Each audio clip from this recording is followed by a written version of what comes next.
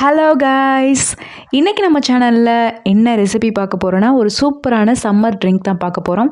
அதுக்கு முன்னாடி சேனல் என்ன சப்ஸ்கிரைப் பண்ணலைன்னா சப்ஸ்கிரைப் பண்ணிக்கோங்க. வாங்க வீடியோக்குள்ளே போகலாம். இன்றைக்கி நம்ம பார்க்க போகிற ரெசிபி என்னென்னா சம்மர் ட்ரிங்க் வாட்டர்மெலன் சர்பத் ரெசிபி தான் பார்க்க போகிறோம். முஸ்லீம்ஸுக்கு மோஸ்ட்லி கண்டிப்பாக இந்த ரெசிபி தெரிஞ்சிருக்கும். ஏன்னா அது ரமதான் டைமில் கண்டிப்பாக குடிச்சிருப்பாங்க. ஏன்னா வாட்டர்மெலன் ஜூஸ் இல்லாமல் மோஸ்ட்லி இருந்திருக்காது. ஸோ தெரியாதவங்களுக்காக தான் இந்த ரெசிபி. செய்கிறதுமே ரொம்ப சிம்பிள் தான், ஆனால் டேஸ்ட்டு சூப்பராக இருக்கும். வாங்க எப்படி செய்கிறதுன்றதை பார்க்கலாம். இதுக்கு ஃபர்ஸ்ட் 2 டீஸ்பூன் அளவுக்கு சப்ஜா விதைகளை ஊற வச்சு எடுத்துக்கலாம். இதுக்கு மேலே உங்களுக்கு வேணும்னா நீங்கள் ஆட் பண்ணிக்கலாம். ஆனால் இதுவே அதிகமாக தான் வரும். இதை வந்து ஒரு 10 நிமிஷம் ஊற வச்சாலே போதும், சீக்கிரம் ஊறிடும். அதுக்கப்புறம் பாதாம் பிசின் ஒரு 4 மட்டும் நான் எடுத்திருக்கேன். இது வந்து பார்த்தீங்கன்னா நிறையா நீங்கள் ஆட் பண்ணுறதா பண்ணிக்கலாம். ஆனால் இது 4 போட்டாலே நிறையவே வரும். ஒரு ஹாஃப் பவுலுக்கு வந்துடும். ஸோ வந்து நான் 4 மட்டும் எடுத்திருக்கேன். இதை வந்து அப்படியே ஊற போடாமல் இந்த மாதிரி வந்து பிளெண்டர்லேயோ இல்லை மிக்ஸி ஜார்லேயோ வந்து ஒரு 2 சுற்று விட்டுட்டிங்கன்னா நல்லா வந்து பொடியாகி வந்துடும். இந்த மாதிரி பவுடர் ஃபார்மில் இருந்துச்சுன்னா சீக்கிரம் ஊறி வந்துடும். ஒரு அரை மணி நேரத்துக்குள்ளே ஊறிடும். சில பேர் ஓவர் நைட் ஊற வைப்பாங்க. டக்குன்னு செய்யணும்னு நினைச்சீங்கன்னா இந்த மெத்தட் ஃபாலோ பண்ணிக்கோங்க. அதுக்கப்புறம் இப்போ 1/2 லிட்டர் அளவுக்கு நான் பால் எடுத்துட்டு வந்திருக்கேன். பால் வந்து பார்த்தீங்கன்னா கொஞ்சம் திக்காக இருந்தால் நல்லா டேஸ்ட்டாக இருக்கும். இப்போ நம்ம பாலில் 2 டேபிள் ஸ்பூன் அளவுக்கு சர்க்கரை ஆட் பண்ணிக்கலாம். சர்க்கரைக்கு பதிலாக நீங்கள் கண்டென்ஸ் மில்க் கூட ஆட் பண்ணிக்கலாம். இன்னும் டேஸ்ட் நல்லா ரிச்சாக இருக்கும். இப்போ சர்க்கரை ஆட் பண்ணிட்டு நல்லா மிக்ஸ் பண்ணிக்கலாம். மிக்ஸ் பண்ணிட்டு இப்போ நம்ம எப்பவும் போல எப்படி பால் காய்ச்சுவோமோ அதே மாதிரி காய்ச்சி வச்சுக்கலாம். பால் நல்லா பொங்க விடுங்க. பால் நல்லா கொதிச்சு வந்த பின்னாடி ஸ்டவ் ஆஃப் பண்ணிட்டு நல்லா கம்ப்ளீட்டாக ஆற வச்சிருங்க. இப்போ உங்களுக்கு தேவையான அளவுக்கு தர்பூசணி பழத்தை வந்து கட் பண்ணி வச்சுக்கோங்க. நான் வந்து பார்த்தீங்கன்னா ஒரு பெரிய சைஸு தர்பூசணியை வந்து சின்னதாக வந்து கட் பண்ணி எடுத்துக்கிட்டேன். ஏன்னா இதுக்கு நிறையா தேவைப்படாது. அப்படி வந்து ஜூஸாக கொஞ்சம் வேணும்னு நினச்சிங்கன்னா இதில் வந்து நீங்கள் சீட்ஸ் எல்லாம் ரிமூவ் பண்ணிவிட்டு நீங்கள் வந்து ஜூஸாக ரெடி பண்ணிவிட்டு அதுக்கப்புறம் நீங்கள் ஆட் பண்ணிக்கலாம். நான் வந்து பார்த்தீங்கன்னா சின்னதாக கட் பண்ணி தான் ஆட் பண்ண போகிறேன்.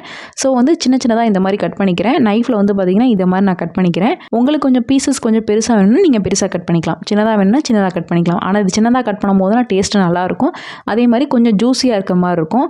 ஸோ வந்து நான் இந்த மாதிரி கட் பண்ணியிருக்கேன். இது வந்து பார்த்தீங்கன்னா ஒரு 2 பீஸ் இந்த மாதிரி எடுத்து வச்சுருக்கேன். ஒரு குவார்ட்டர் சைஸில் வந்து பார்த்தீங்கன்னா 2 பீஸ் நான் எடுத்திருக்கேன். உங்களுக்கு கொஞ்சம் பெருசாக வேணும்னா கூட நிறையா வேணும்னா கூட நீங்கள் நிறையா ஆட் பண்ணிக்கலாம். இதுவே ஆனால் கரெக்டாக இருந்துச்சு எனக்கு.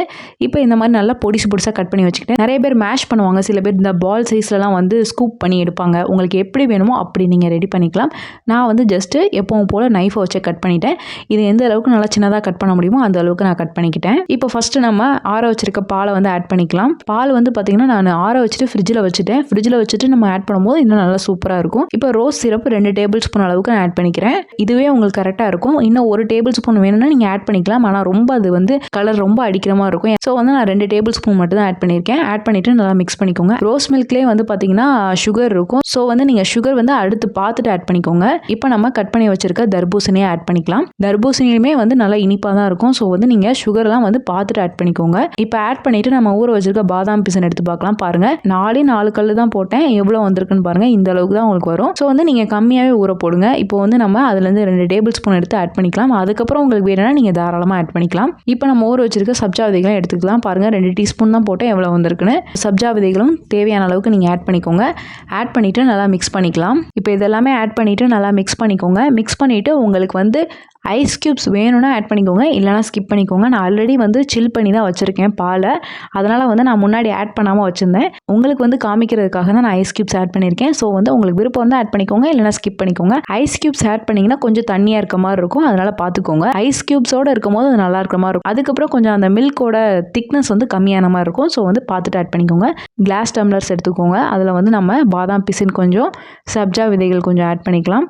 ஆட் பண்ணிவிட்டு உங்களுக்கு தேவையான அளவுக்கு ஐஸ் க்யூப்ஸ் ஆட் பண்ணிக்கோங்க. ஆட் பண்ணிவிட்டு நம்மளோட சர்பத் ஆட் பண்ணிக்கோங்க. பாருங்கள் செம்ம டெம்ப்டிங்காக இருக்குது. கண்டிப்பாக ட்ரை பண்ணி பாருங்கள் இந்த சம்மருக்கு. ஏன்னா சம்மர் டைமில் தான் இந்த மாதிரி ரெசிபிஸ்லாம் நம்ம செஞ்சு சாப்பிட முடியும், குடிக்க முடியும். ஸோ வந்து இந்த சம்மருக்கு செஞ்சு பார்த்துட்டு எப்படி வந்திருக்குன்னு எனக்கு கமெண்ட்ஸில் ஃபீட்பேக் சொல்லுங்கள். இந்த ரெசிபி உங்களுக்கு பிடிச்சிருக்குன்னு நினைக்கிறேன். பிடிச்சிருந்தா லைக் பண்ணுங்கள், ஷேர் பண்ணுங்கள், கமெண்ட் பண்ணுங்கள். மறக்காமல் சேனலை சப்ஸ்கிரைப் பண்ணுங்கள். இன்னொரு வீடியோவில் பார்க்குறேன். பாய்.